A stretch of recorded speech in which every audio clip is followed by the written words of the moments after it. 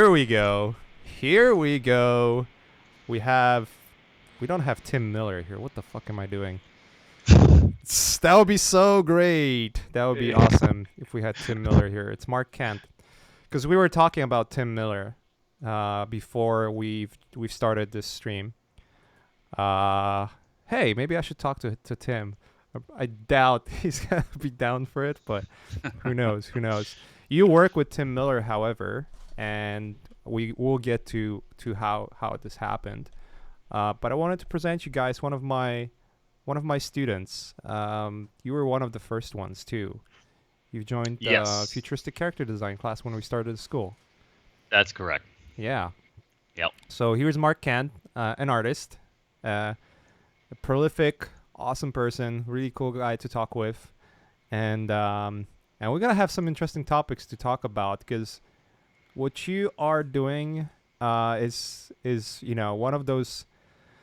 There's several topics. I'm kind of losing my mind when I'm talking. Fuck, what the hell? But there's It's all good.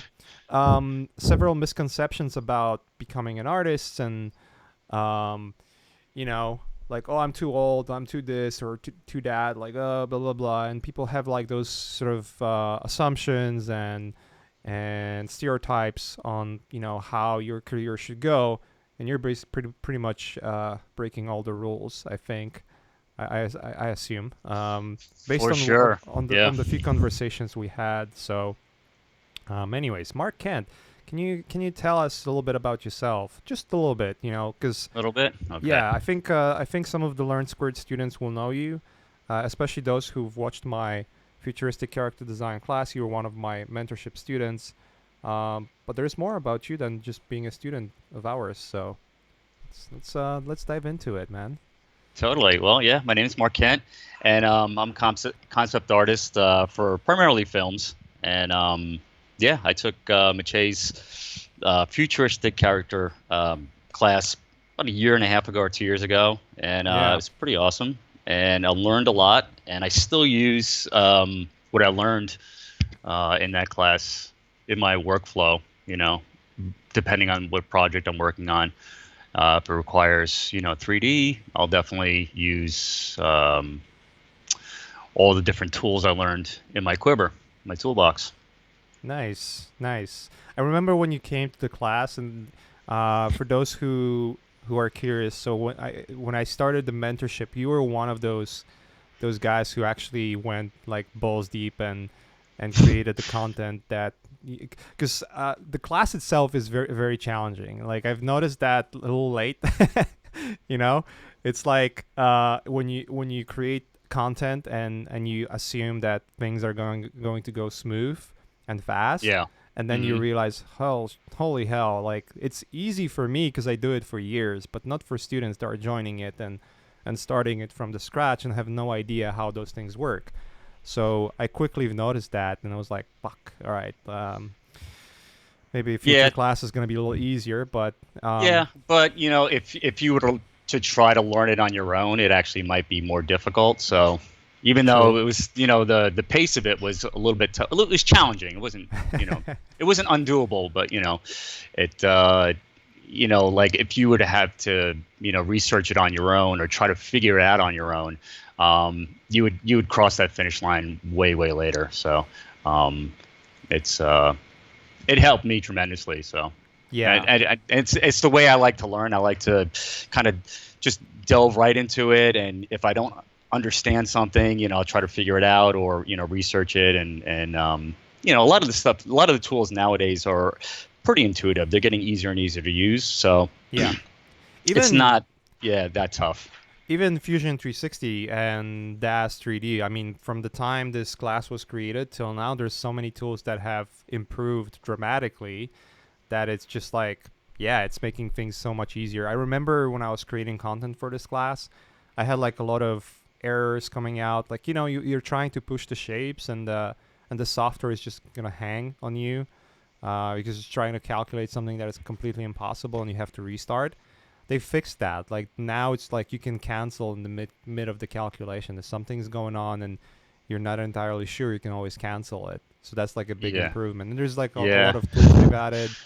Still no shortcuts, for fuck's sakes. Yeah. But I'll drill our friend Curtis Chan for it. I'll drill him Do it. again. Maybe I should get him Yeah. on the stream. Like, where the fuck are my shortcuts, man?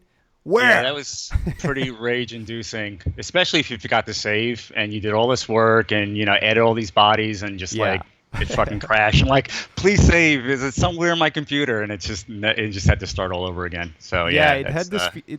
It did had this feature where it would automatically save and sort of like recover, but it was like very unstable. yeah. It's a little more improved now, so I'm happy about that. But anyways, so we'll get to we'll get to the class soon. But I wanted to start something that I've learned right before the stream, because I was assuming like you're probably a little older than me, but not as much older that I thought you are. So you're like late 40s, right? Is that That correct? is correct. When did you start doing art? I want to ask you that. Well, Like when did you I get was really interested? yeah. Well, I was always like an art kid, Mm-hmm. and then I went into the military after high school because I didn't want to go to art school just yet. Right. Did 4 years in the Marine Corps, and then I went to fine art school, and actually where I learned to paint and draw. So I already had a foundation, but kind of life took place, and I had a family, and art kind of just went to the side. And Mm-hmm. I did paintings here and there, but it wasn't until 2014 I actually saw a Scott Robinson video on how to draw, and I was like, oh, that's really like I could do that. And then that opened up Pandora's box. All these videos and concept art, and I went to CG Hub and conceptart.org, and I was like, what the fuck? I just uncovered this whole world, and in the beginning didn't really know how to paint digitally, but I just taught myself, and then through just practicing and online, not online courses, but YouTube videos, and of course I took your class and a few others, and kind of got up to speed. And Mhm. yeah, but I'm still just a beginner when it comes to digital art and concept design, more specifically. So 3 years ago, roughly, is Yeah, when you decided, okay, I want to like go balls deep and really learn that stuff. Uh, yeah. Prior to that, it was just like I'm just drawing because it's my hobby, but I'm not Yeah, taking it seriously. yeah, totally. Just kind of still had that fine art mentality. I'm like, yeah, one day I'll, just plein art paint or, create paintings for myself, and that just wasn't happening. So it something happened. Maybe it was a midlife crisis. I don't know.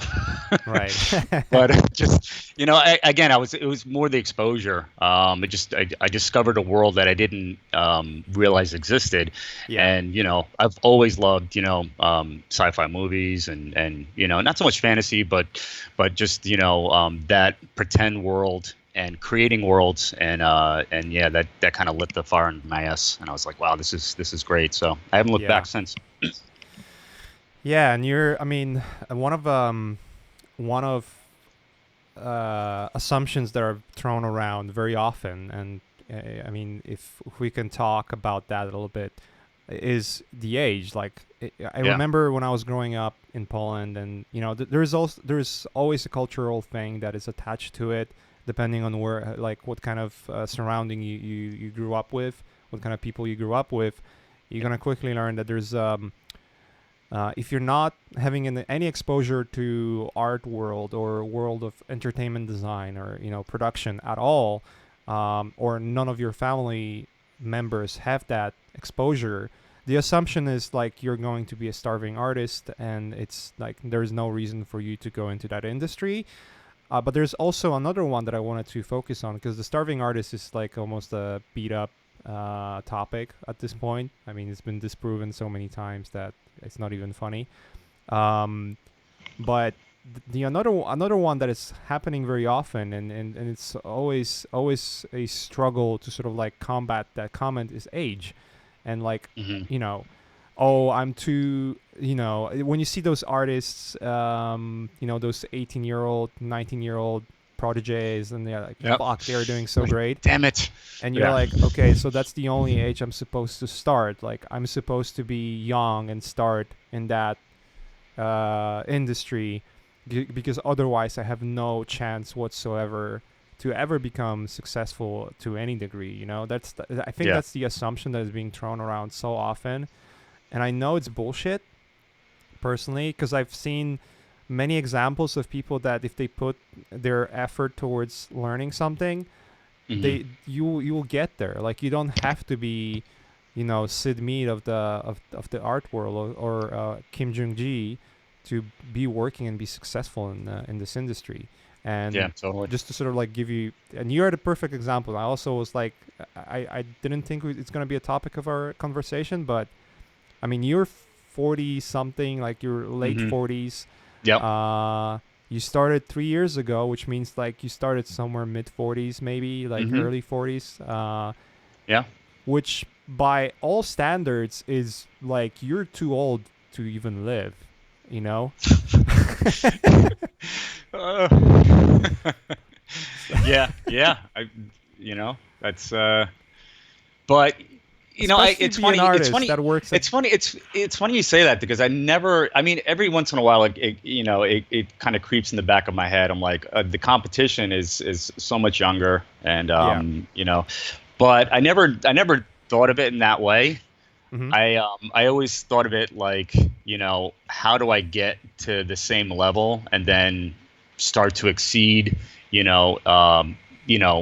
my own thing, not really doing what everybody else is doing, but just doing my own thing and getting to a place where I'm, producing quality work where, hopefully I get noticed and, I'll take it from there and then continue to learn, just continue to learn because I'm a painter at heart. So I love to paint, but all these new tools make it so much easier to really tackle complex problems and projects. So Yeah. uh, yeah, I've never thought of it in that way where I'm too old. It's a mindset thing. I'm still a kid at Yeah. heart, and I still love 100%. to create. I still love to make monsters, and when I was in art school, it was not approved of, but I would just do it anyway. And I would draw monsters and creatures and sci-fi shit. And I was in a serious quote unquote, fine art school. And then they were like, "What is this shit?" And I was like, "Fuck it, I just did it anyway." You know? When I was a kid, my mom would be called into the school so many times because of the art classes. Because you usually get an assignment, I would draw something horrible, like horrible. Like I remember we had like an assignment for Christmas. We're supposed to draw like some Christmas themed drawings or paintings, whatever. If the technique was, you could just choose whatever technique you wanted to. But the idea was like draw something within the theme, and our instructor, our teacher, would be telling us, okay, try to be anatomically correct, whatever. Like they would just like be tips and tricks for whatever age appropriate. And I would draw like Santa Claus with like a chainsaw killing all the elves because he was pissed off. Yeah. Like especially in my country and back then, because that was like right after the Iron Curtain collapsed. Yeah. And Poland, I mean, I don't know how it is right now. I haven't been in my country for like, many years now. I haven't lived there. I've visited, but I haven't lived there for like a long time. Yeah. It's definitely changing, but it's a very Christian country. It's very like Yeah. the Christianity is rooted in that country. Very orthodox in a way, especially among the older generation. Including my parents. Yeah. So it was like almost like you just couldn't do it. Like that was a wrong thing.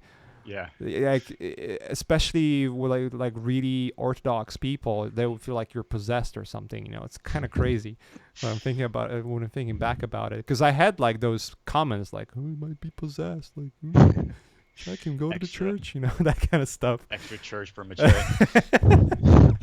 I always thought like, fuck that shit. I'm just gonna Yeah. draw shit. But Um, that's I that's get the it though. I start of it mean, though, it's That's the mindset of the people and in who you grew up with. But yeah, in my country, it used to be. I was told when I was a kid that I have to go to the right school. I have to go to like the most difficult school because those are giving you the right jobs, and Yeah. never taught to go and follow what I think would be the best for myself. But always like, okay, there are jobs there, so you go and and learn that because you're gonna get job. And the reality is that no one wants to address or talk about. And again, like I'm talking about 10, 15 years ago. I'm not talking about now because I know things are changing dramatically in the industry, and maybe it's a completely different situation now in Poland. I just cannot say without without being accurately say. Let's put it this way, because it Yeah. might have changed. But back then, um, the unemployment rate for a regular sort of student who finishes a degree and wants to find a job in that area was like 55%. And from Yeah. what I'm Wow. hearing, or what I was hearing, I don't know how much it changed, but that's pretty much across the Europe. And the reason is most of teachers and parents are just not informed well to give you a direction and say, look, we're like today in the world today, unless you're born in like some fucking war torn country or Yeah. under dictatorship, Hmm. that's a fucking different situation, obviously. But if you happen to be in the Western world, which by all means is somewhat a free society, I would argue that probably U.S. has probably the most free society out of all of the countries out there, Yeah. from my experience at least. You can come Wow. up with something like I'm really passionate about art, and you can become an artist. You don't have to even work for the studio to be successful. There's many artists that they're entertaining enough to find following over social media and earn money doing Sure. that. Like either it's by just making cool videos that have been monetized or selling merchandise. There's so many ways you can make a living. You can be a fucking blacksmith, right? Make freaking swords, and then end up doing them for Game of Thrones and make a really Yeah. good living doing that. And who would think like when you go to I want to be a fucking blacksmith, Yeah. in 2016, right? Like that's unheard of, and rightly so because you have to put the right effort towards it, anyways, right? Yeah. Um, but the point is like there's sort of like this stigma that you have to do this and that, and you have to be an appropriate age. And I was always told like you have to finish school early because like if you finish it later, nobody wants to hire someone who has no experience and it's over 30, Yeah. um, and I guess in some or in some perspective of like some jobs out there, it might be true. I don't know. I have no experience in those kinds of jobs. Right. So if Right. someone is working in the shop or in a bank or something, and that's how the general Yeah. perception is, Yeah. that might be true. I don't know, Yeah. but not in this industry specifically. So if someone's telling you, "Hey, you're too old to be an artist," I would say I would disagree. And if Yeah. if we talk anecdotes, I don't think there's even any kind of study that's been done for it. But I mean, you are an anecdotal evidence Yeah. to the Just, contrary. yeah, and again, going back to it, it's really just a state of mind. It's what interests me. It's kind of what I put my free time, my thoughts and passion into, and it's just something that I now looking back, it's only been like 3 years, but now I can't kind of live without it. If I just gutted that out of my life, I'd be like, it'd be a little bit of a hole. So Yeah. kind of glad I started and picked it up after all these years. So Yeah, and by the way, I mean everything has layers, right? So if I'm saying like Yeah. be an artist and you can become an artist, there's certain genetical predispositions that every one of us has. Everyone is born with a different genetic code. Like we have our own strengths and weaknesses as they're inherited by genes and also depending on how you were brought up. Your mind and body is shaped by your environment by quite a large margin, right? But genetics still plays a role, right? If you're gonna be born and there's some people that are just freaks, like almost freaks in a way, in a good way, right? They are just born with like such a good genetics that it's super easy for them to become like super athletes, right? If you want Right. to be a quarterback for NFL, like one of those I don't know enough about NFL, but I know quarterbacks are fucking huge. Yeah. um, you have to be genetically predisposed to do that. Like I personally would never be one because the only way my body shapes is I can either be skinny or fat. I can never be muscle. I just cannot gain muscle for whatever reason. I've been training. I used to train a lot in the gym, but I would never get mass. Like it would just never work. I would just get fat. Like that's my genetics. I would have to work extra hard, take hormones, like all of that shit to just be sort of like I don't have broad shoulders, anything like that. So it's gonna be I could if I put my mind to it and be lucky with like choices and have the right choices, then maybe I would be somewhere in like fucking minor leagues or something. But I would never be in, I don't know, 49ers or Patriots. That's not gonna fucking happen. And much like you have those marathon runners from Africa. There's a specific country in Africa, I can remember which one, that has pretty much all of the world champions in marathon. It's because they're genetically predisposed to be better than anyone else in there, right? So putting it out there, there's always some kind of unfair biases when it comes to genetics that you just cannot deal with. I mean, maybe in the near future with CRISPR, everyone's going to be a superhuman. But that's a different topic altogether. It might be Kenya, right? There was like a specific tribe in Kenya that has all of the fucking world champions. All the marathon runners. Like all of them are from that one fucking village. That's crazy. But anyways, so like it and the same applies to art. Like your brain might function in a way that you catch the right things at the right time quicker than someone else. But I don't know. There's layers to it. Obviously, there's no black and white 0-1 answer, right? But there's also the stigma and mindset that you're talking about. And I think it's very important for people to understand. If you want to do something, I think Kalina mentioned like I want to be a Japanese fucking blacksmith and make katanas. Hey, maybe there's a way you could do that. I don't know anything about how katanas are made. I'm interested in it, but I don't know how they are made. I don't know what's the Japanese culture when it comes to like the heritage of creating the weapons. And I know it's like a strong cultural thing to make katanas, and if you want to make them legit, like you have to have a heritage of doing that. I don't know, but maybe you could make a YouTube. I'm just fucking guessing right now, right? If you'd be entertaining enough to make a YouTube channel and show how it's made, but you make it goofy and just be outrageous about it, maybe that could work with people. I don't know. Maybe kids would love it, and you would make money doing that. And then you're a fucking katana dude making money, right? There's ways of doing that in today's era, right? I mean, totally. If Kardashians can make money with showing ass, then obviously you can make money doing everything else. So it's funny. It's just the whole social media and the access to everybody else. There's avenues. There's ways to either promote yourself or whatever you're into. To get noticed, basically, and so let's dive into this, because you had to have a right mindset, knowing I don't know if there was that stigma of age around you at all. I'm kind of curious about that, if your friends or your family was saying anything about that.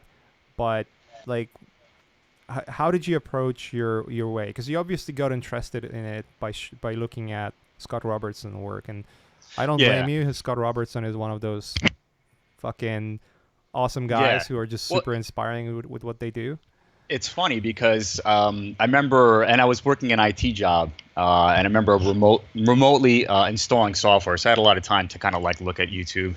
I don't work at that job anymore, but I remember seeing this video and how he was drawing through stuff, like through cars and through, objects. Right. And it brought me back to when I went to art school. That's the way they taught us how to draw. So you didn't use an eraser.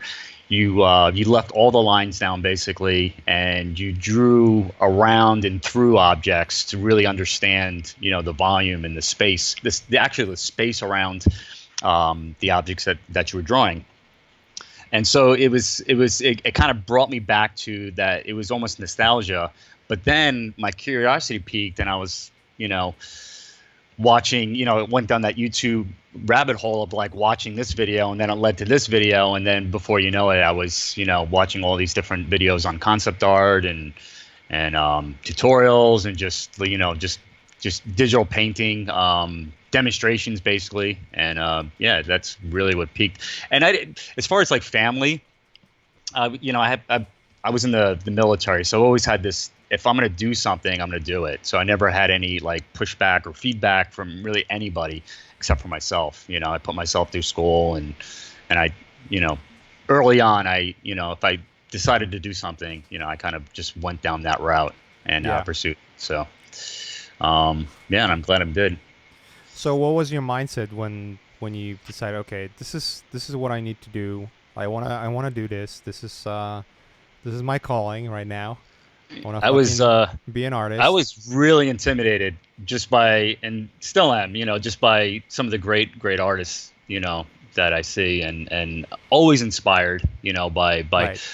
that artists that produce work that just kind of transcend that have that thing that's like wow, so yeah, it's a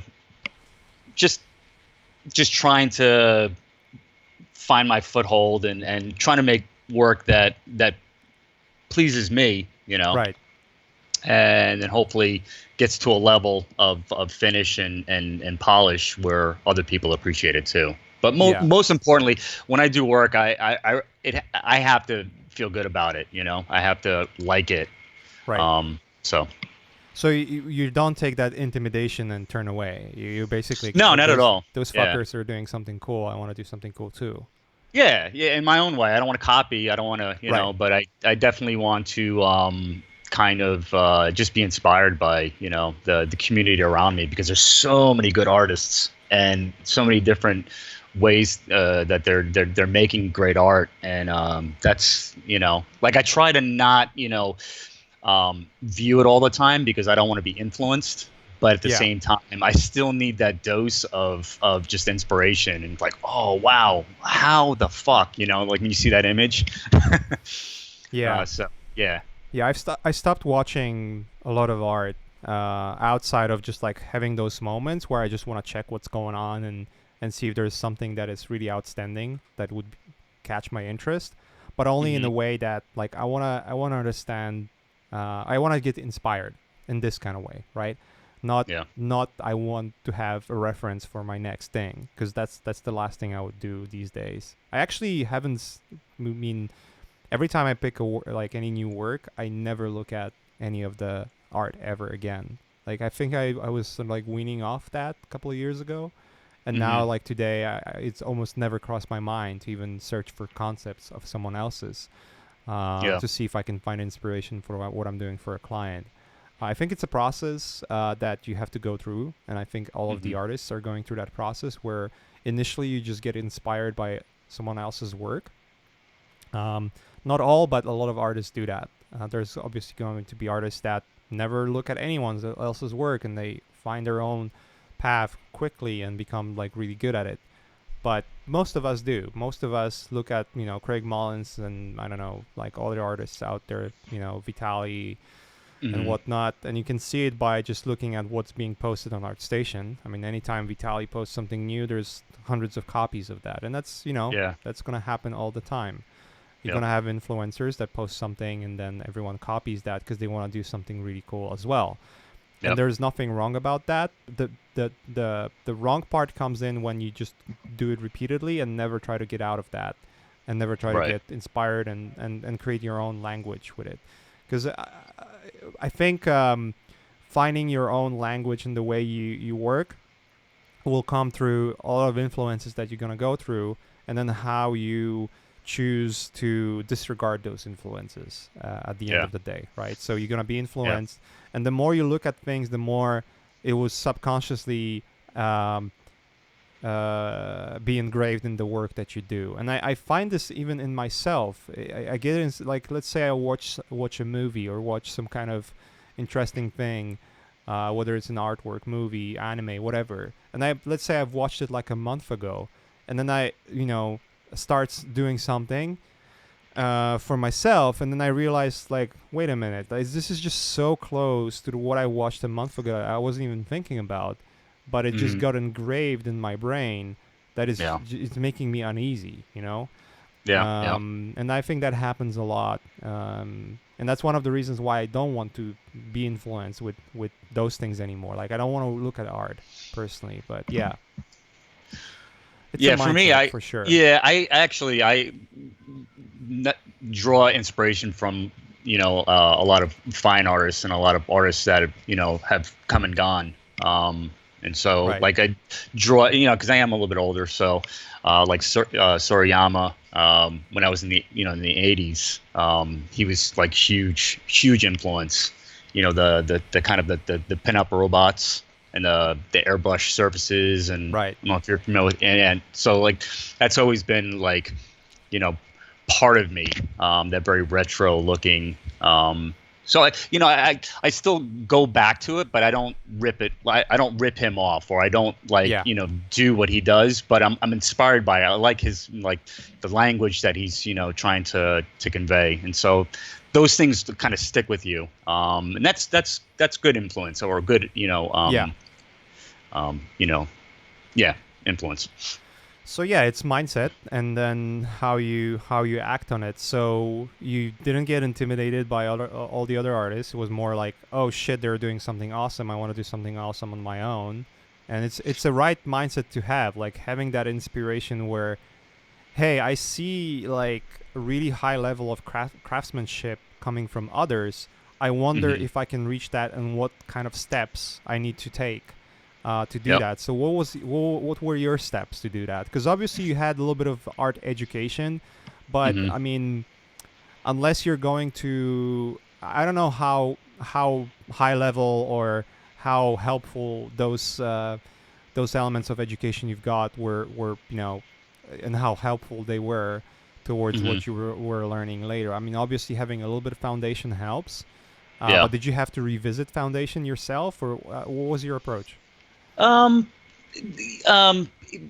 learning the tools. Like, I could always paint and draw, and I was rusty, and I still am if I were to to do traditional, just because I've invested so much time in learning digital. So that was the hurdle, if you will. So getting back into art, and then on top of it, learning how to use a Wacom tablet, and just painting, and learning how to use Photoshop and all the different ways to to make an image that way.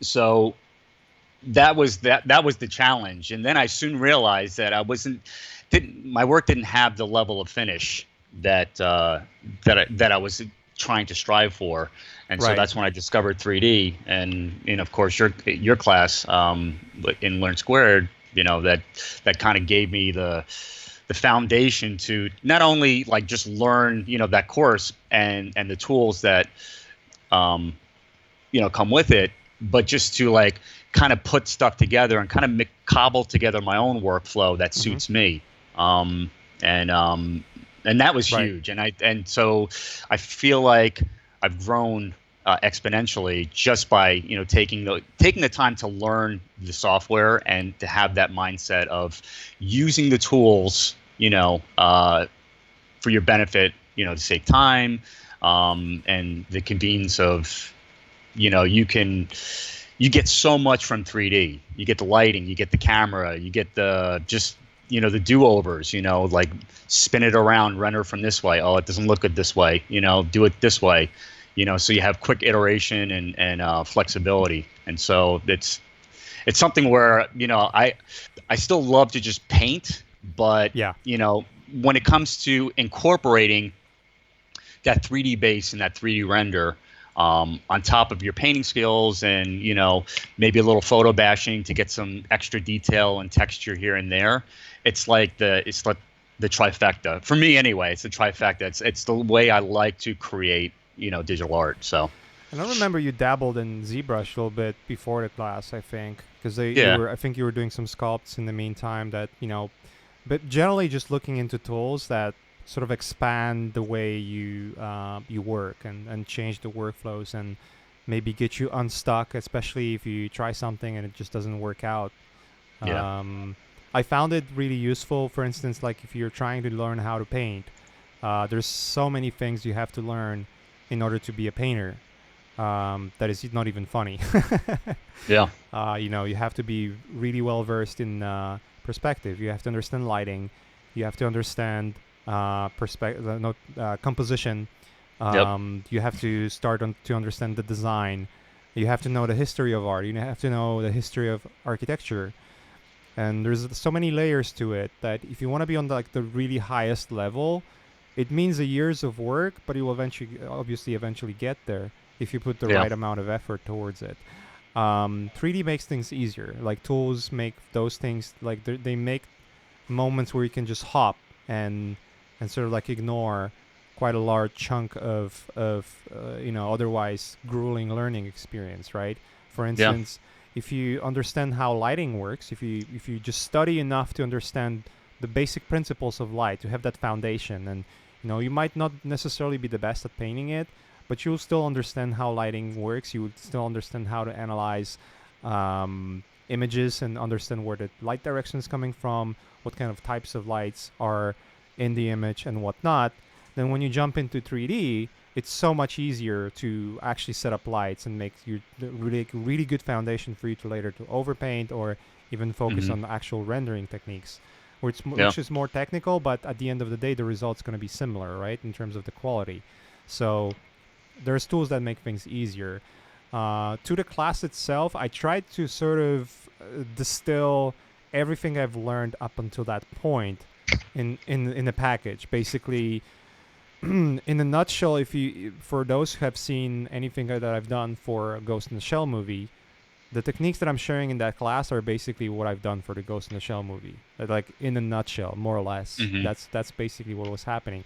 And I was working on the movie as I was making the class, so there's a lot of like overlaying techniques that I was using, and even as I was creating the class, I was learning from you guys. Like you guys had comments. That's awesome. You guys had comments, and there was like always those questions that were like almost like a curveball that made me think like, okay, what am I supposed to do here? Or even like to give you an example, for instance, there's always like, because software is constantly changing, right? There was so when I was creating the class, I was using DAS 3D and I was using Fusion 360 and 3ds Max and Marvelous Designer. And the biggest issue across pretty much all of the students was which kind of format I'm supposed to use to get all of the information out of DAS 3D to all of the other packages. And there was a lot of errors people had. And apparently it was the model that you used from DAS 3D that was causing issues, right? Because at the time as I was releasing the class, the new set of models for DAS 3D were released, and most of the students were trying to use those new ones, which were not supported in terms of like how the bones and I remember the animation. The animation, FX animation. Was a lot of like I couldn't figure it out myself, right? But because of the class, I had to investigate it, and because of the questions, I had to look into it. And eventually, actually, some of the students found the answer. I think it was David K that found the answer to it. Today, it's like super easy. You just export the Collada format, and it works everywhere. Like it's just I think they fixed it finally. So I actually used that for this. So this, I don't know if you can see my screen, but let me zoom in here. So like this this base here is all Fusion, not Fusion. Sorry, is Marvelous Designer. Yeah. So so I had the T pose, and then I posed it in DAZ, saved out the animation. And it's a lifesaver because once you create your garment in Marvelous, and it just drapes over all the wrinkles, kind of, or upholding gravity. And it's like it's free, Yeah. It's amazing. It's like fuck, if I were to sculpt that, and I probably could. You could, but it just wouldn't take you forever. it wouldn't. Yeah, it wouldn't probably look as good. And like me looking at this, like that just looks like, the way the wrinkles should look. So Right. it's a huge time saver. And then you obviously took it to ZBrush and then added your own details to it, like Yeah. extra, right? Yeah, Yeah. so that's the workflow that you would use and works really well. I mean, otherwise you would just have to sculpt everything in ZBrush. Yeah. And I know, like, for instance, when I was starting at Naughty Dog, I think I said that's many times already on the stream, but a lot of, like, 3D artists, character artists at Naughty Dog, they would actually sculpt that shit. You know, they would sculpt the wrinkles and all of that stuff. Because for animations, like, for instance, for the Uncharted 3 or maybe 2, I can't remember which one. I was talking with some of the character designers or character artists there, and they would like sculpt in T-pose and then sculpt in different animation poses, and then they would do like blending between. So as the character is running, you see that the things are, basically animating, right? Today, they just fucking simulate that shit, They're gonna have like a sequence of how it's gonna look, and they're gonna create blend shapes. I don't know exactly how technical it is in the game industry anymore, but when you look at the cloth simulation in modern games, like the games that are coming out now, it's insane, and it's mostly because of how good the software became. Like, you're gonna have your marvelous designer that is so well integrated with everything else that you work with. It's super easy to make that stuff. It's like almost like a click of a button, right? Because you're really just creating a garment and just sewing it together, and then let the computer to animate it for you. You don't have to worry about those wrinkles and whatnot. They're gonna be actually realistic if you set it up correctly. You know, so the like all these wrinkles here, like this is pretty rough. If I was gonna paint over, but you get all these stretch wrinkles. Yeah. That, like I would have never known to sculpt it in that way. You would have to have the right references, and it wouldn't probably be so accurate anyways. No, it would look, it'd look like garbage probably. I mean, because I'm not that good of a sculptor. Some of the best sculptors, they know how to do it, right? Right. Because they've seen enough, but that's their job. They've been focusing on that for like the longest time. You're not specifically a character artist. You're a concept guy. And you, like, with concept art moving towards 3D more and more, those kind of things just help you out to make things easier, faster, and also like more pleasing as the end result, right? Yeah. So that's the main goal.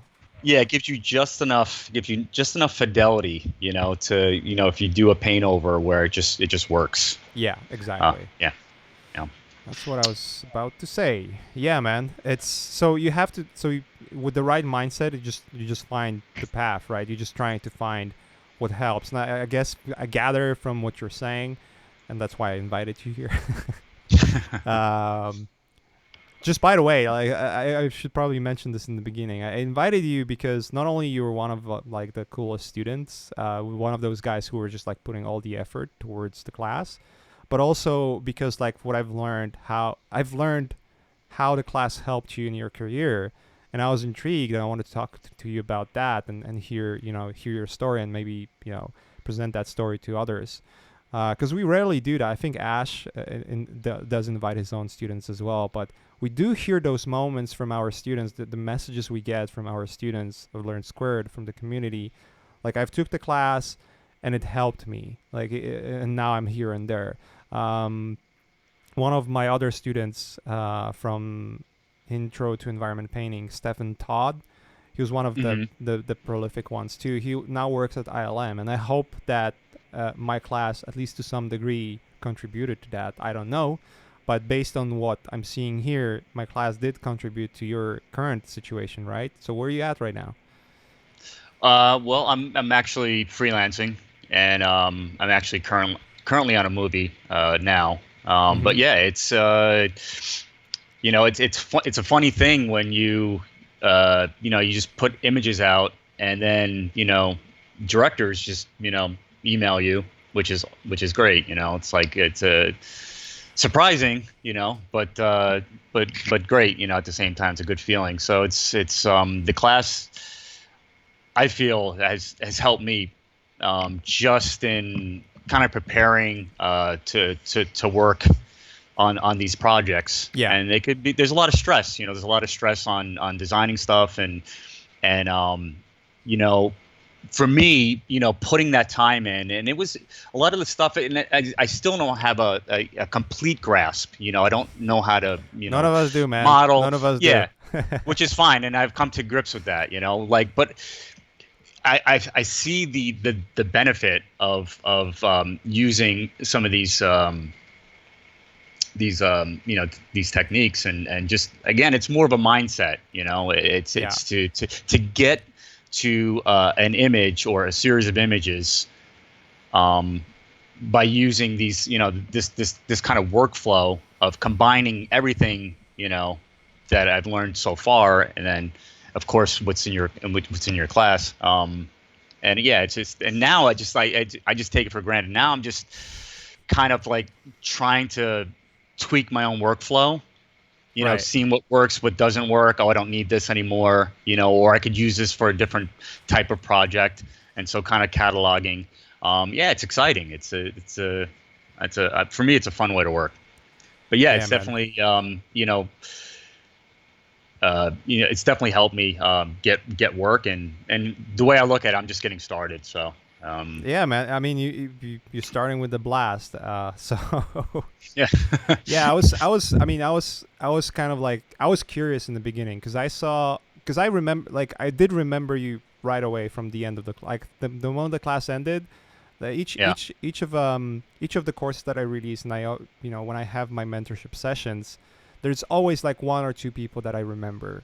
I try to remember all of you guys, but there's like, including all of the names that I know and all of the friends and freaking, social media and whatnot. It's just like very difficult to remember all the names, but there's always like one or two people that are gonna stand out quite clearly because of their dedication, and you were one of them.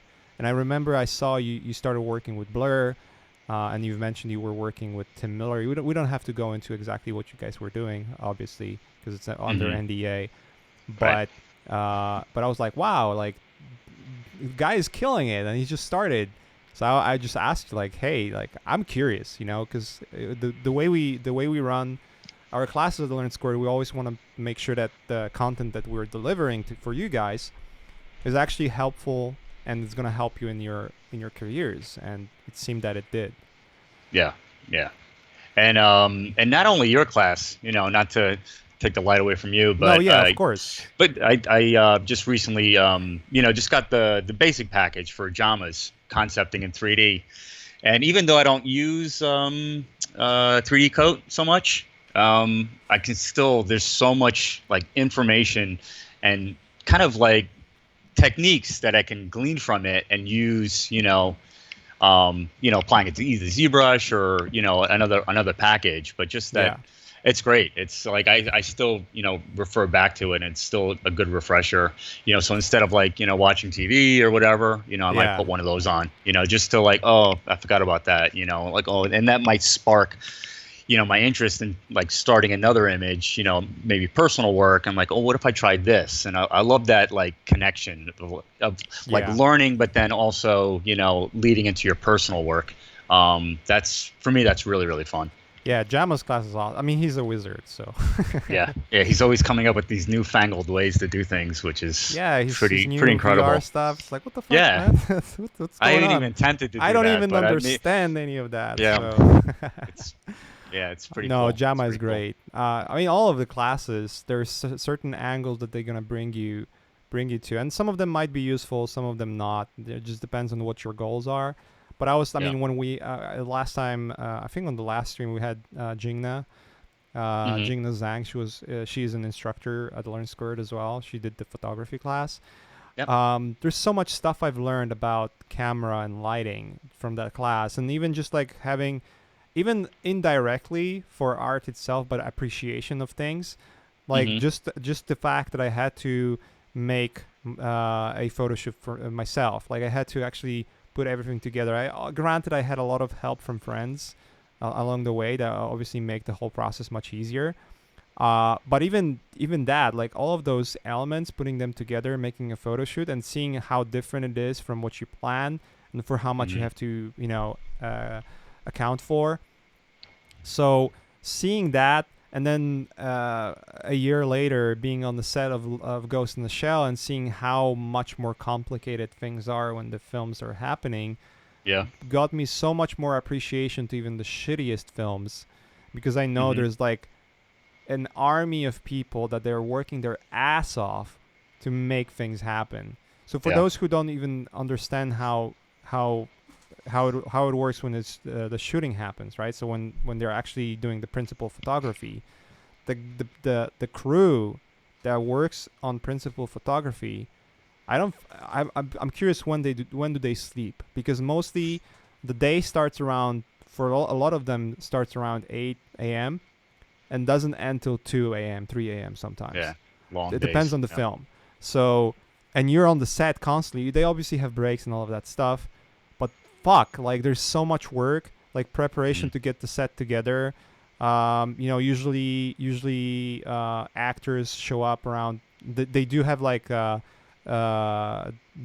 like daily sessions where they watch what they've recorded last day, and they review it and see what has to be fixed, if they have time and budget to fix those things and whatnot, or how the Hmm. next scene is supposed to look like based on the feedback of the scenes that were recorded that are supposed to happen after and before, so that Yeah. everything glues together. Because the way they film, they cut it in pieces, and usually you get like around a minute per day, like a maximum a minute of material per day.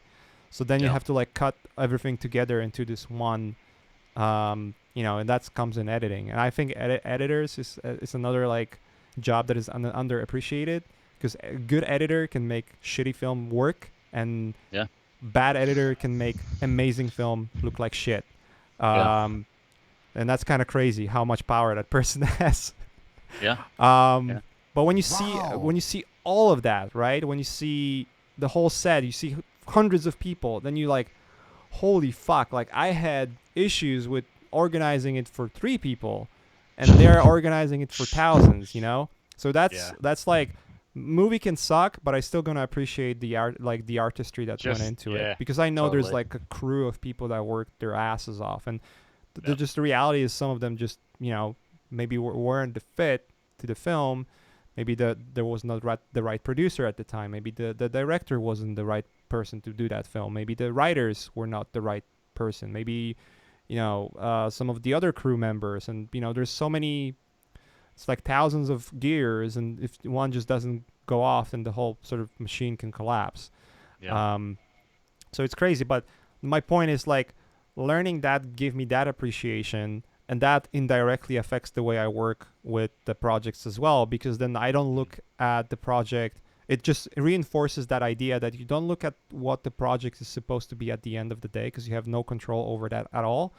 Right. But you focus on who you work with, and if you're having fun, and if it's Hmm. if it's directly influencing your career and your personal development, right? So Totally. like today, if I had like a choice between working on a film that I know it's granted it's gonna be a success, but I'm gonna have a nightmare time working on it, versus maybe an indie film that gonna pay the same. It's not Hmm. gonna be successful or big at all, but I'm gonna have a lot of fun working on that. I would choose Hmm. that stuff, because then I Yeah. know it's gonna perpetuate my interest in development. Whereas like looking at the outcome, sometimes you just cannot control, right? So, Yeah. anyways, the point is, It's, all of those classes, when we do them from our perspective of what we think works in the industry, hmm. by the fact that we've been in the industry for now 15 years, and all of Yeah. our instructors been in the industry and are the leaders of the industry as well. So we're trying to bring that into the fold. And yeah, I mean, Jama is a wizard. He's like working with ILM right now as well. He's just killing it there, working for films. And yeah, Yeah. we He's try to bring that in. yeah. It's good stuff. And you have some new courses coming out too. You have an architecture class coming out. Oh yeah, so on Monday, Maxim Zetskov, and you guys should check it out. I'm gonna bring his website up. His course is fucking crazy. Maxim is one of those guys that you might not have heard about much. but his class is going to be crazy. You want me to stop sharing, or you want to take over? Um, no, you can still keep Oh, sharing. okay. Okay. I have my shiz here. Oh, you got your setup there. Let me, yeah, my little setup, so I can. Let's see. There we go. Maxim is one of those people that is just like doing super cool stuff. He did that perpetual um, short film. He did like a couple of few really cool short films before, and yeah, he's one of those guys who's just like, I'm super excited for his class because what he's teaching is like really focusing on the design and also like the workflows of how he works. But it's going to be like, it's going to be really interesting one of those where you take it even if you're not specifically interested in architecture. When you take, like, I would argue if you take this class, and we're going to, I mean, on Monday we're going to reveal exactly what it is, but I would argue if you take this class as a concept artist, it's going to dramatically improve your work. Yeah, that would be my argument. His images are pretty striking. They're he's awesome. So we have Maxim coming up. We just released John Sweeney's cinematic concept design, which, by the way, that's the class I wanted to initially do, almost like a keyframe class. But then John have joined the ranks of Learn Squared, and your class was still that though. You know, it was in a different way. Yeah. Have you checked his class yet, or? No, I saw the intro, but yeah, I haven't seen it. He goes balls deep in framing and everything. Like he has a little different workflow. He actually has quite different workflow than I do. It's more it's different. Mine is way more technical. He's more like visually driven. So it's definitely something to look into. I love John. He's one of the sweetest guys out there. And his class is a killer. Like when I saw the way he's like explaining framing and composition and everything like that, I was like, oh, fuck, I'm an uneducated, piece of shit. Yeah. When I was watching, I was like, what the fuck? I didn't even know that. Breaking down the frame. The one part I saw, he was breaking down the frames and then larger shapes and of like 3 values, and you just see everything. Yeah. It's pretty. Definitely to check it out. Yeah.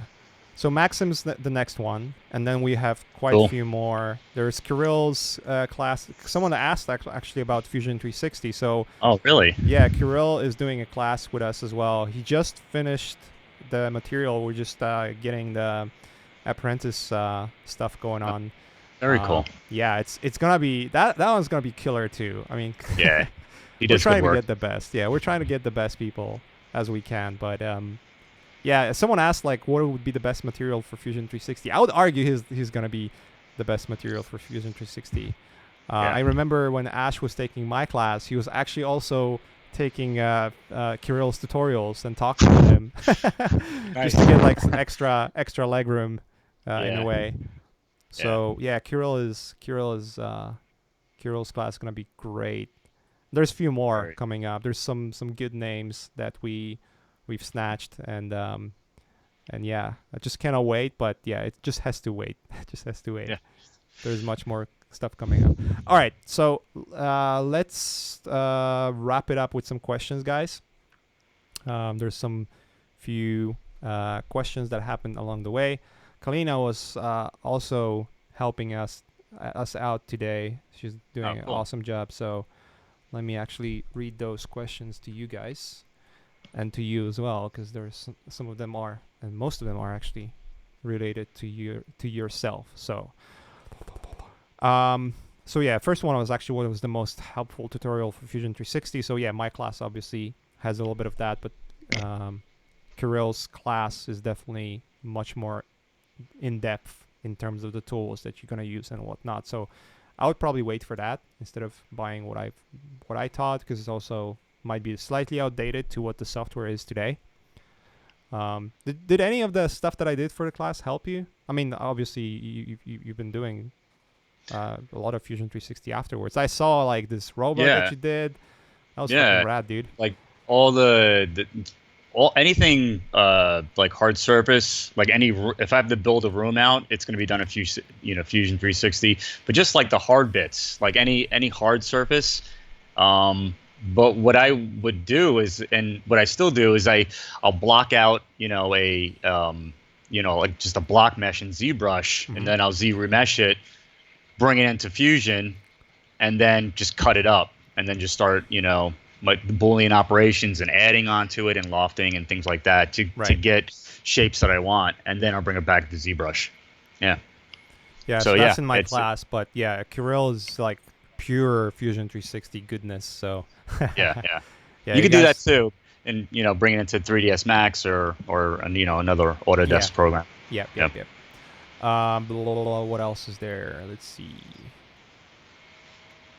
So those are the questions. Would it become beneficial to take the Intro to Environment course before futuristic character course? I would say those are two different ones, because Environment 1 is focused more on environments really, and the Character 1 is very technical. It's very technical, and it's a workflow that you would use more for character creation, maybe creature creation if you want to, but like hard surfaces and more of a 3D designs rather than painting. It shows like more of a production workflow. If you would work, let's say there's certain projects that I'm working on right now that I'm exactly using the same workflow over again, and the same way with the Ghost in the Shell, when I was designing props for Ghost in the Shell, or some of the environments for Ghost in the Shell, like even some of the environments. But most of the environments would actually be painted. But like all of the props, the geishas, the characters, I've designed like not the character costumes, but some of the characters like geisha, I've designed with Fusion 360, and with the same workflow that I use in the class, which we talked about already with Mark. Next one was.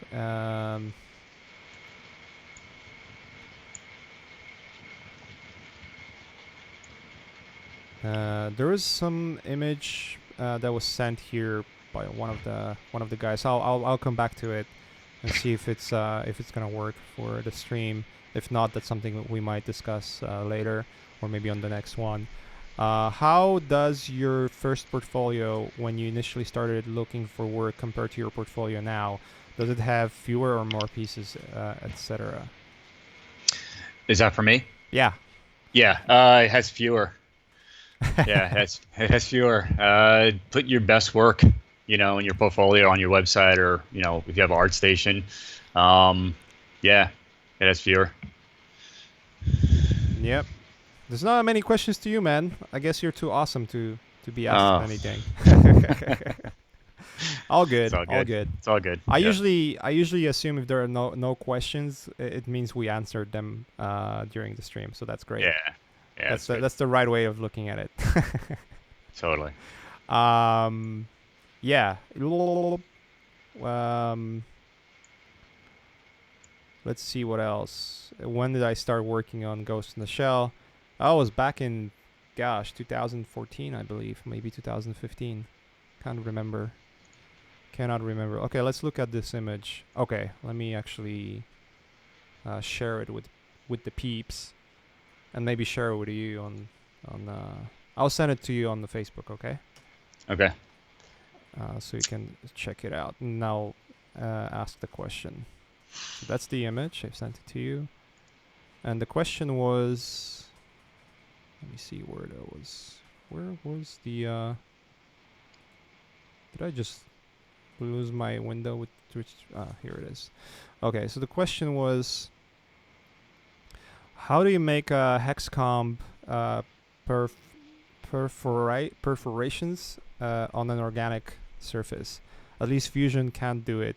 Maybe other software. Let's see. Actually, I actually have some hex on this helmet here.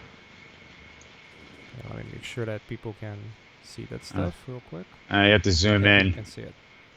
So it's just basically what I did was I created the hex, and it's just a form up here that you can create canned, and then what I did was I made it a solid kind of body, if you will, And what I did was I shelled it.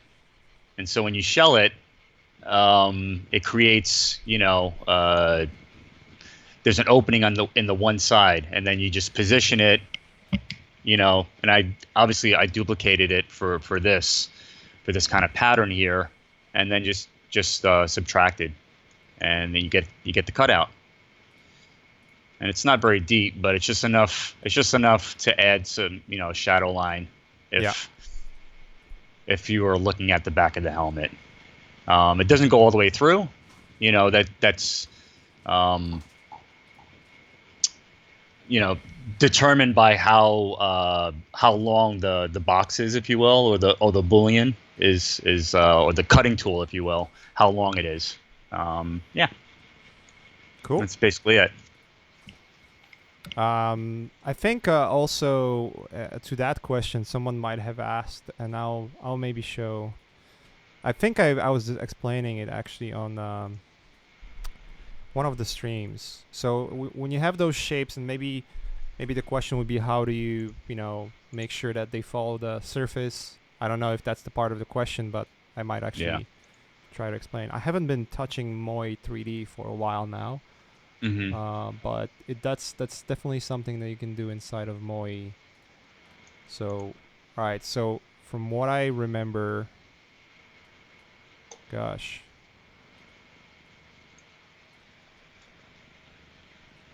yeah, there you go. Okay, so I have those two objects in Moi, right? And it will be exactly same workflow as you have. So you would have to create that shape. You would have to shell it if you want to have it as a cutout, or if you want to just cut through completely, you just create that shape. In Moi, you place it right in the center. That would be the Hmm. shape that you're cutting with. So it would actually be. I would actually have to like move it to the center, specifically, like this. Make sure it's completely in the center, and then so select it, Control C to copy, and then Control Shift V will make it a copy that you can move around. And then Hmm. as you're moving it across the surface, it will automatically sort of like try to align to the surface. Yeah. So, and then you right click to confirm the selection, and then you right click again to sort of like do the operation over again. And then you can create those shapes. And at the end of the day, all you have to do is go back and like boolean it out. So I believe it was, gosh, you see that? I haven't been using Moi for like what, 2 weeks or a month now, and I forgot Just lose everything. it. I lost it. Where was it? That was a union. What was that fucking boolean? There you go. Uh, difference. Yeah. Okay. So I select my boolean, click. Oops. Boolean, and then I'm selecting those. There you go. And then you cut it, and it's like the normal is actually correct the surface itself. So then you would like what I would do to make that, because Fusion 360 doesn't have that operation just yet. You cannot do it that quickly.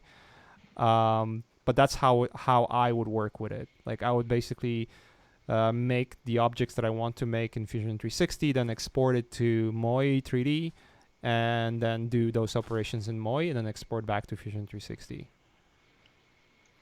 So Nice. that's how I will work it with. I would still use Fusion for most of the other work, so because it's better. I like it better. Yeah. There's more options, more tools, everything. So, all right. Um, okay. Before we finish this, I also have one of my student work that I wanted to go through. Ken, if you need to run, let me know. Uh, Um, I'm if you good. but if you want Yeah. to stay, you can stay towards Yeah. the end. This is gonna be pretty quick. I spent a couple of minutes on an image. Just want to move my screen closer to myself, as I do for painting. Let's see. Let me make sure the peeps can see what I'm doing. Boom. That's not it. There you go. So that's a work from, that's one of the homeworks for my Intro to Environment Painting class. Jordan Hillard has made this, and that's something we've been doing before on the streams, and I want to do it more often. Reviewing random work from Homework Uploader. So yeah, so you guys, some of you can get an opportunity to get like a little comment on the work and whatnot. So I'll comment on this work and see if I can help Jordan to get towards the better direction. So there's a couple of things that are happening in this image that are happening in a good way, and there's some bad things as well. So I might start with maybe color choices first, because I think that's the first thing you see. There's obviously some of the perspective issues that are happening here as well, but I'll start with colors. So for me, desert doesn't look like a desert. It looks like sort of like this weird gold color.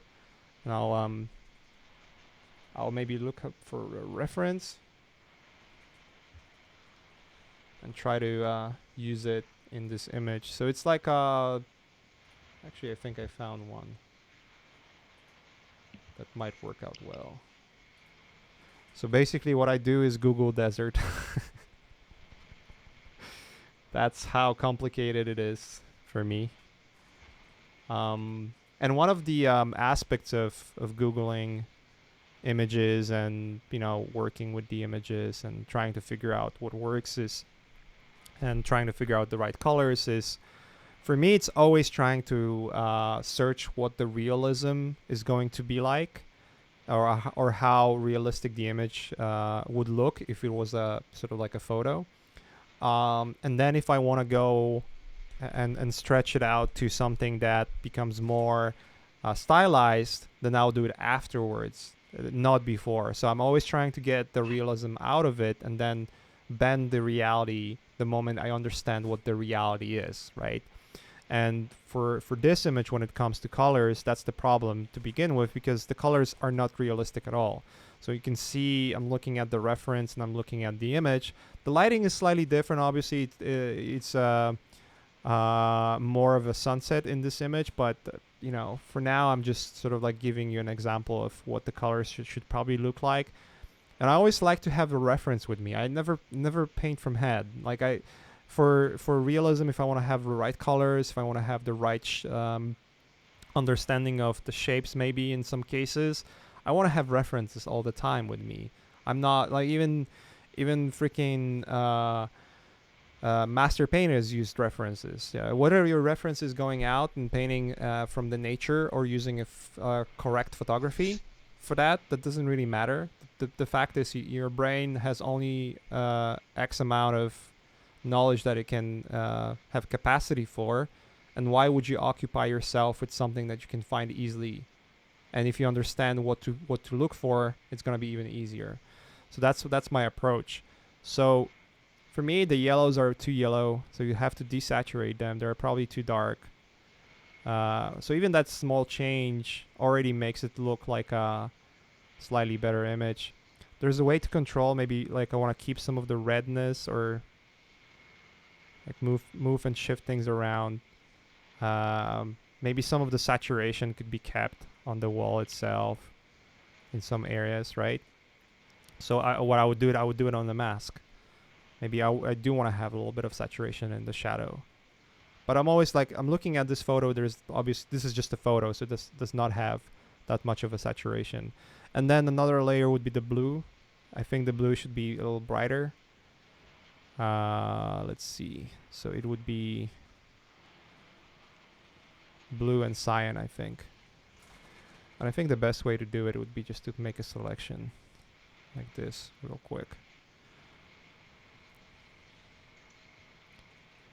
So I'll do that. And then I'll make hue saturation layer right here. And I can do overall saturation and color. So I'll just make it brighter. I think the sky is way too dark. It could be more saturated or a little less saturated. And then just change colors. It doesn't have to match the color completely like it's right here, but it's nice to be closer to that color overall. And then maybe I'll just do this instead. So let's select the overall master and make it more like this. So even just like those few changes, and I'll bring up the original image right here to the top. You can see those small changes are affecting the way the image presents itself in terms of the realism. And I'll tweak it. I'll play with it a little more. Maybe bring in more contrast as well. Maybe more brightness. It depends on like what kind of color and time of day. But this brings more of the realism to the image by just changing colors and just making sure that everything works the right way. Now, the second thing that I think is the bigger problem is the perspective. And right now, it seems that this could easily be fixed by adding a layer up front. So let's say if there was like a large sand dune like this, then this automatically almost changes the way you read the perspective, because then it almost feels like it's a more shallow camera, like a longer lens, and you're sort of like almost laying on the ground. The camera is on the ground. This whole ground could be even out of focus, maybe slightly darker. Who knows? But the general idea is like, what is the perspective? What is the camera angle? Where is this going? Where is this going? Right? And maybe even the framing could be changed, so that then you're looking up, and then you have the regular 2-point perspective, and then you can even fix it by changing some of those dunes disappearing behind the main one, like this. And then what happens here then, it's just like right now what we're looking at is, like you're almost going over a dune, like really close to the ground, and you're looking up. And then you have the regular 2-point perspective going on here. But if your intention is to show the whole environment like this, then the foreground and some of the background elements are too confusing. There might not necessarily be wrong in terms of perspective, because the way the dunes are being shaped on the ground basically can be so weird and deceiving that you're not going to understand what you're looking at. There's some in nature, so you can find different formations that are just they're just wild and crazy. When you have architecture and some dunes and whatever, they can look like it's out of perspective, but that's never should be your intention and to begin with. So in that case, what I would try to do, if I really wanted to pursue this kind of look, there's two things I would do. First one would be make sure that just from like storytelling and design and overall framing, I would make those dudes here to be on top of the dune, because that to me makes a little more sense and looks more like iconic. So they're like on the edge of a dune. So they would be like literally on the edge. You will only see like silhouettes. I would probably make them slightly off, not so close to the construction itself. I would delete that guy completely. You have to like focus where your storytelling elements are, and then the overall construction would then have to change in terms of like what the perspective is and where the horizon is. So that's sort of like the basic idea here. Let me see if I can merge this, and then I'm just gonna do like a really crude, simple, quick changes. So you're more narrowing down on what this whole image is going to look like. And it's all based on where my horizon line is and then how I draw from that horizon line. So in this case, my horizon line would be somewhere around here, more or less, even lower. So this dune would be over the horizon line, and then you would have to sort of like make sure that everything you have in that construction is actually adhering to where your vanishing points are going to be. So in terms of this, you already had a vanishing point more or less like right here. Just more or less, and then you would have to draw those vanishing points everywhere and see where the construction is not sticking. And then the other vanishing point would be somewhere out of the canvas, and then everything else on that end would have to adhere to that vanishing point. That's something I teach in the class, how to construct your vanishing points and how to actually take photo references, deconstruct them, and change the position of everything.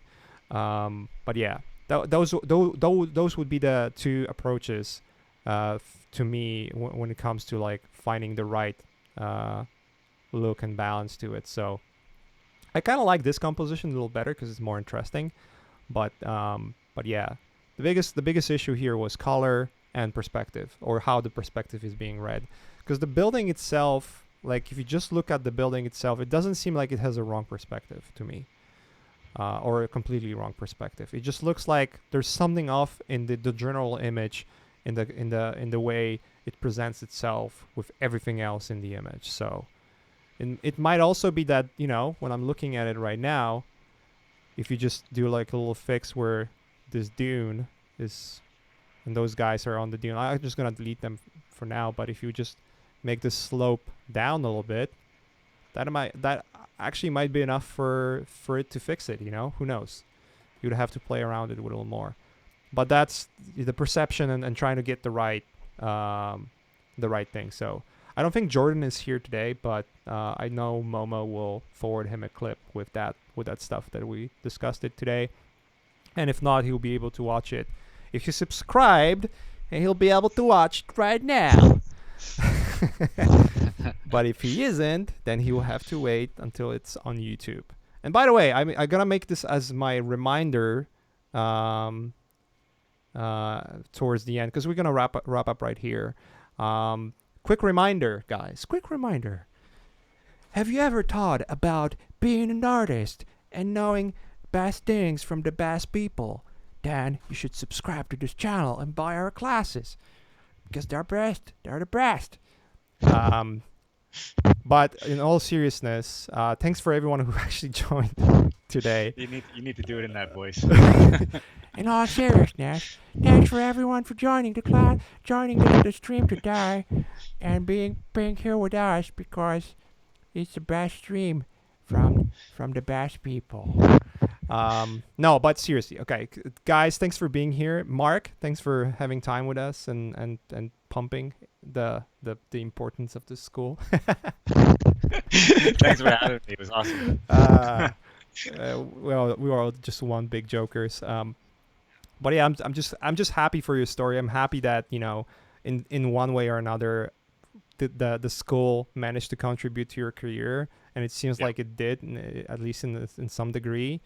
I'm super happy, because that's one of the things that makes me want to do classes, makes me want to be part of this, makes me want to make the Learn Squared what it is, and granted with Ash and everyone else that is involved, not just myself. It's not a solo operation.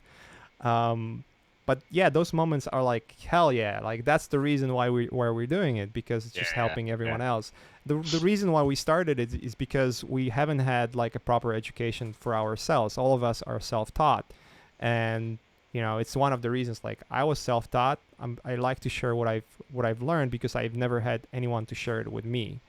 Yeah. So that's one of the reasons why, and I'm happy that it's helping in one way or another.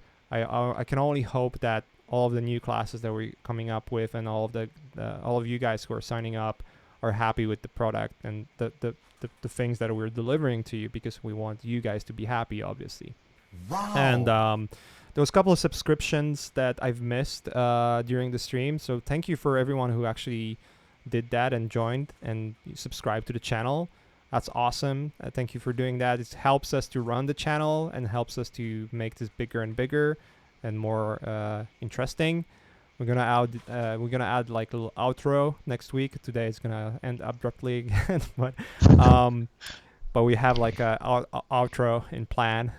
It's nothing special. It's just like so it doesn't end abruptly. But we're always trying to do things better, obviously. And yeah, everyone who subscribed, thank you for subscribing. There's quite a few of guys who are pretty much almost on every stream. I see familiar faces. This is awesome.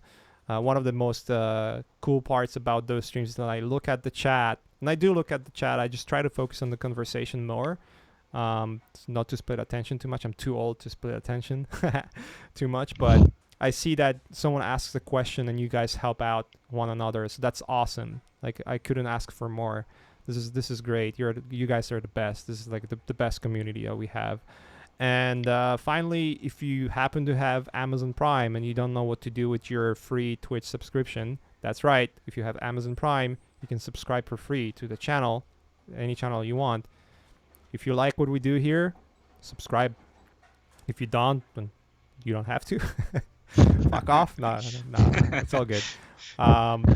But yeah, you can do it for free. Like, I would like to subscribe, but I have no $5 a month. So what should I do? If you have Amazon Prime, but you don't have $5, then you can do it. I know some for some $5 is nothing, but for others it's more than nothing. So I'm obviously joking. And yeah, so if you feel like you want to have access to all the things that we do immediately and not necessarily wait for when we release it on YouTube, because we want to keep everything free as much as we can, those videos that we make here eventually end up on YouTube anyways, so you can always wait to watch them later if you want to rewatch them now, or maybe you join like, I missed it, I want to watch it now. Subscription is the best way to do it. And that's about it. Next week it's gonna be another stream with me and Ash. I don't remember if we have any guests scheduled, but there's likelihood that we're gonna have some guests. If not, it's gonna be back to some of the solo streams where we just do a little AMA. But some cool ideas in the works. So, anyways, thanks guys, and hugs and kisses for everyone who joined. If you're watching it on YouTube later, thanks for watching it till the end, because it's a long stream. And yeah, take care guys. Till the next time. Later.